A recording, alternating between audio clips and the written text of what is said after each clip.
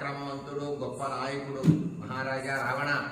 పెద్దల విషయంలో చాలా వినయం కలిగినటువంటి వాడు ఈ యొక్క జాంబవంతుడు. ఇతని పేరు చాలా పెద్ద వయసు వాడులాగా కనబడుతున్నాడు.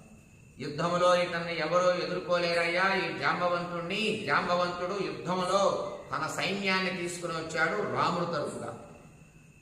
పరమభక్తి కలిగినటువంటి వాడు. పెద్దల విషయంలో ఎంతో వినయాన్ని చూపిస్తాడు. పరమశ్రద్ధ భక్తి కలిగిన వాడయ్యా. అటువంటి వాడు ఎక్కడా కనపడ్డు. మళ్ళీ పరాక్రమం కలిగినటువంటి వాడు. తన సైన్యాన్ని తీసుకుని వచ్చాడు మహారాజా. అతని పేరు జాంబవంతుడు అంటారు అని జాంబవంతుడి గురించి వర్ణిస్తూ ఉన్నాడు, వివరిస్తూ ఉన్నాడు. ఈ ధీమంతుడైనటువంటి జాంబవంతుడు దేవాసుర యుద్ధం జరిగినప్పుడు దేవేంద్రుడికి గొప్ప సహాయం చేశాడయ్యా. దేవతల తరపు వెళ్ళాడు యుద్ధానికి. యుద్ధంలో సహాయంగా వెళ్ళి